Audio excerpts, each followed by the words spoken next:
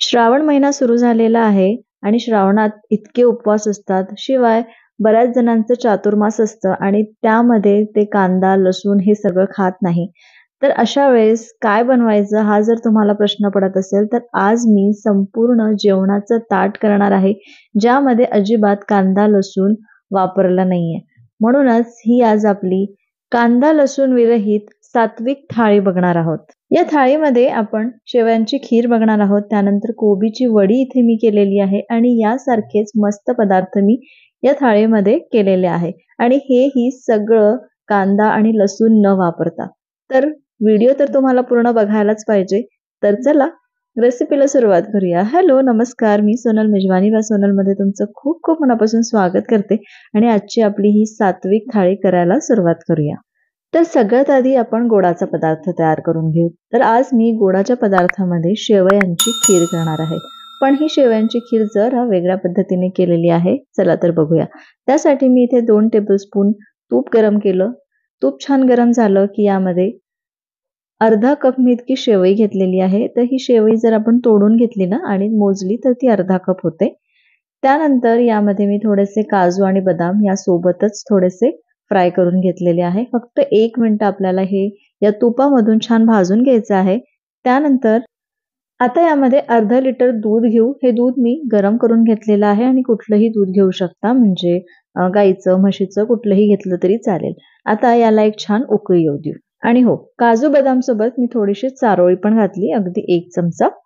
आता याला छान उकळी आलेली आहे.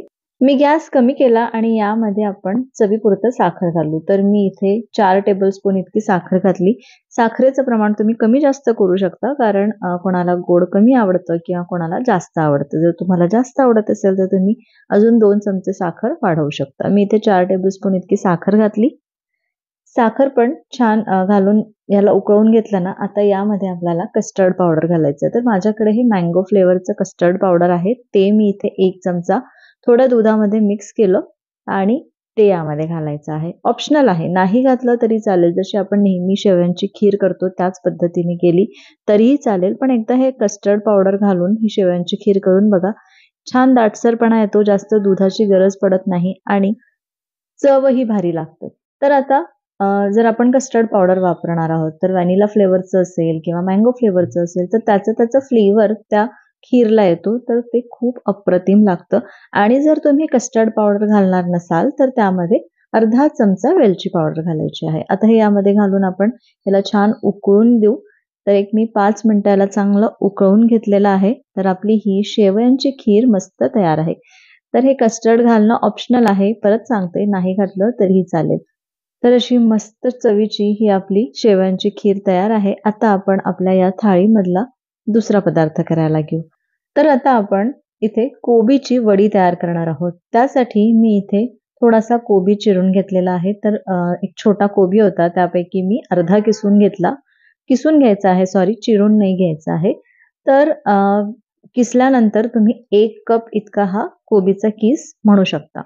आणि हो, इथे मी तुम्हाला सांगते, माझं कुकर लावून झालेलं आहे, म्हणजे वरण भाताचा कुकर मी लावून घेतला आणि पीठ पण एका साईडला मळून ठेवलेलं आहे. आज मी तुम्हाला जे काही रेसिपी इथे शेअर करत आहे, तर तेवढंच मी शूट केलेलं आहे आणि बाकीची जी तयारी आहे ती आधीच करून घेतलेली आहे. तर गोडाचा पदार्थ आपला तयार झाला. आता आपण कोबीची वडी तयार करायला घेऊ. त्यासाठी एका मिक्सरच्या पॉटमध्ये मी अर्धा कप कोथिंबीर घेतली, 3 मिरच्या इथे घेतलेल्या आहेत, त्यानंतर थोडा कढीपत्ता घेतला आणि आलं घेतलेलं आहे. जर तुम्हाला लसूण वगैरे चालत असेल तर तुम्ही इथे आलं आणि लसूण दोन्ही पण घालू शकता. आता सोबतच मी ते 1 चमचा जिरं आणि 1 चमचा ओवा पण घेतला. तो पण मिक्सरमधून छान बारीक करून घेतलेला आहे. आता हे या कोबीमध्ये घालू. यात अर्धा चमचा हळद घातली, चवीपुरतं मीठ घालू.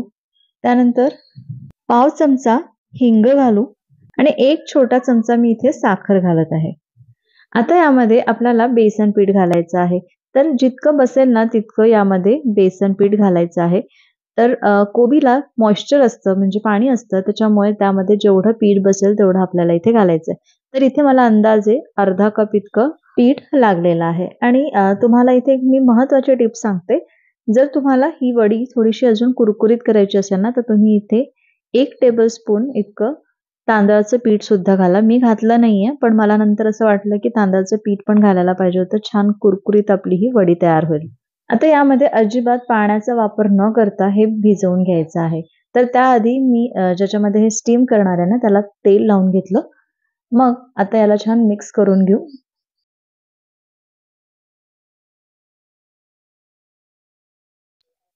हे बघा, या पद्धतीने मी छान मिक्स करून घेतलं. असं इतकं आपलं बॅटर किंवा हे जे पीठ तयार झालेलं आहे.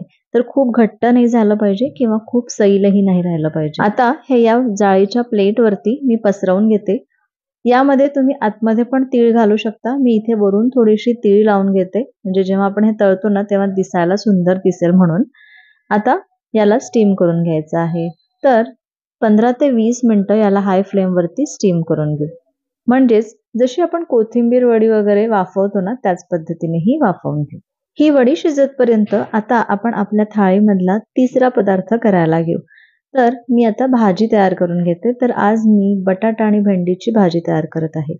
आज मी या भेंडीच्या भाजीमध्ये बटाटा वापरला आहे. तुम्ही नाही वापरला, जर तुम्हाला आवडत नसेल किंवा बटाटा खायचा नसेल तर नाही घातला तरीही चालेल. फक्त भेंडीची भाजी पण तुम्ही या पद्धतीने करून घेऊ शकता. त्यासाठी मी इथे या कढईमध्ये 2 टेबलस्पून तेल गरम केलं. तेल छान गरम झालेलं आहे. इथे भेंडी जी आहे ना ती माझी अर्धा पाव आहे. 125 ग्राम आहे. पूर्ण 1 पाव पण नाहीये. म्हणूनच इथे मी 2 टेबलस्पून इतकं तेल घेतलं. तेल छान गरम झालं की यामध्ये अर्धा चमचा मोहरी घालू. मोहरी चांगली तडतडली की यामध्ये 1 चमचा जिरे घालायचे. त्यानंतर कढीपत्ता घालू आणि लगेचच यामध्ये बटाटा आणि भेंडी पण घालून घेऊ. भेंडी अशी मोठीच कापायची आहे, म्हणजे मग ती या बटाट्यासोबत चांगली शिजते. आता हे दोन्ही पण आपण छान 3 ते 4 मिनिटं परतवून घेऊ. इथे मी मीडियम गॅसवर ही भेंडी 3 ते 4 मिनिटं छान परतवून घेतली. आता यामध्ये सगळे मसाले घालू. ज्यामध्ये अर्धा चमचा हळद घातली, चवीपुरतं मीठ घालू, 1 चमचा मी इथे तिखट घातलेला आहे, 1 चमचा धणे जिरे पूड घालू, अर्धा टोमॅटो मी इथे बारीक चिरून घेतला तो पण यामध्ये घालू आणि हे छान मिक्स करू आणि परत 5 ते 7 मिनिटं ही भेंडी चांगली शिजतपर्यंत परतवून घेऊ. आता हा बटाटा पूर्ण शिजतपर्यंत आपल्याला शिजवून घ्यायचा आहे. म्हणजे यावरती झाकून ठेवलं ना तर आपण 5 ते 6 मिनिटात आपली ही भाजी तयार होईल. हे बघा, 5 मिनिटं झालेली आहे आणि मी मध्ये 2-3दा याला छान मिक्स करून घेतलं, म्हणजे मसाले खाली करपू नये म्हणून. आणि झाकून ठेवलं की बटाटा पण चांगला शिजतो आणि भेंडी पण उरलेली शिजून जाते. आता यावरती कोथिंबीर घालू आणि आपली ही भेंडी बटाट्याची भाजी तयार आहे. इकडे आपला कुकर पण थंड झालेला आहे. मी डाळ काढून घेतली, डाळ घोटून घेतली आणि आता याला आपण तडका देऊ. तर आज मी हे जे वरण आहे ना त्याला मिरचीचा तडका देणार आहे. तर त्यासाठी मी इथे 1 टेबलस्पून इतकं तेल घेतलं. तेल छान गरम झालं की यामध्ये अर्धा चमचा मोहरी घालू. मोहरी चांगली तडतडली आहे. आता यामध्ये अर्धा चमचा जिरे घालू. जिरे पण चांगले फुलले. आता यामध्ये मिरची, कढीपत्ता आणि थोडंसं आलं किसून घातलेलं आहे. जर लसूण चालत असेल तर तुम्ही इथे थोडा 4-5 पाकळ्या लसूण पण छान असा ठेचून किंवा बारीक कट करून घालू शकता. आता हे छान मिक्स करू आणि मिरचीला पण चांगलं परतवून घेऊ.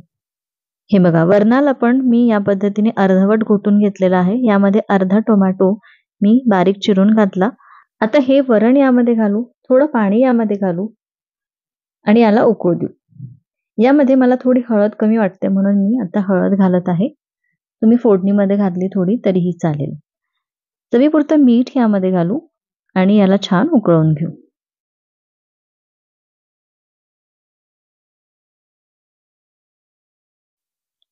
हे बघा, वरणाला छान उकळी आलेली आहे. आता यामध्ये वरून कोथिंबीर घालू आणि आपलं हे वरण तयार आहे. तर इथे वरणाला थोडासा तडका दिला ना की मस्त चव लागते. तर आपण आज सुकी भाजी केलेली आहे, त्याच्यामुळे मी इथे वरणाला तडका दिलेला आहे. जर आपण रस्सा भाजी करत असू ना तर साधं वरण केलं तरीही चालतं.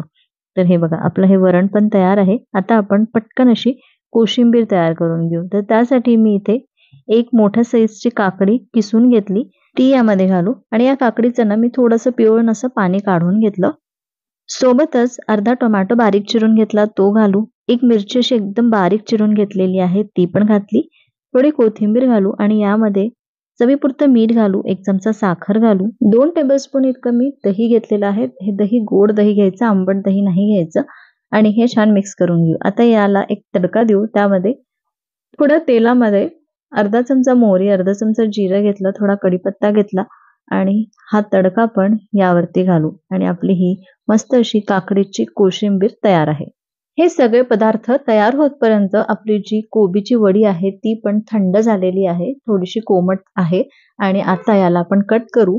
जशी आपण कोथिंबीर वडी करतो ना त्याच पद्धतीने इथे मी कट केलेली आहे। तुम्हाला याचा रोल करायचा असेल तरीही चालेल। रोल पण तुम्ही याच पद्धतीने म्हणजे रोल करायचा आणि कट करायचा आणि मग तळून घ्यायचं। तर आपली इथे कोथिंबीर वडी पण ही मस्त या पद्धतीने कट करून झालेली आहे। तुम्ही बघू शकता किती छान इझिली निघते। खाली आपण तेल लावलंय ना त्याच्यामुळे अजिबात चिटकत वगैरे नाही आणि व्यवस्थित ही निघालेली आहे। आता आपण याला तळून घेऊ। तर ही वडी तळता तळता कॅमेरा बंद झाला आणि सोनेरी रंगावरती छान वडी तळून घ्यायची आहे। जसं तुम्ही सुरुवातीला क्लिप बघितली ना त्याच पद्धतीने। तर आता हे बघा आपल्या थाळीमधले संपूर्ण पदार्थ तयार झालेले आहे। आता आपण ही थाळी सर्व्ह करू। तर मस्त असा भात वाढून घेतला, त्यावरती हे मस्त वरण, त्यानंतर आपली ही भेंडी आणि बटाट्याची भाजी आहे, त्यानंतर हे मस्त वरण आहे। वरण मी इथे वाटीमध्ये पण वाढून घेतलेला आहे, कोशिंबीर आहे आणि आपला गोडाचा पदार्थ म्हणजे शेवयांची खीर पण तयार आहे। आणि हे बघा कोबीची वडी मी किती छान मस्त अशी तळून घेतलेली आहे। याच रंगावरती तळून घ्यायची आणि चपाती पण करून घेतलेली आहे। तर आज मी घडीची चपाती केलेली आहे। तर हे बघा, तर आपलं हे संपूर्ण ताट तयार आहे। तर तुमचा उपवास आहे आणि उपवासासाठी इतकी मस्त अशी थाळी जर तुम्ही केली तर तुम्हाला तर मजा येईलच, घरात सर्वांनाच ही थाळी नक्कीच आवडेल। तर एकदा नक्की ट्राय करा। इथे मी कांदा लसूण वापरलेला नाहीये, ही आपली सात्विक थाळी तयार आहे। पण जर तुम्हाला कांदा लसूण चालत असेल तर इथे जिथे-जिथे मी आलं घातलेलं आहे ना, तिथे तुम्ही लसूण सुद्धा घालू शकता। आलं लसूण पण घालू शकता किंवा फक्त लसूण पण घालू शकता।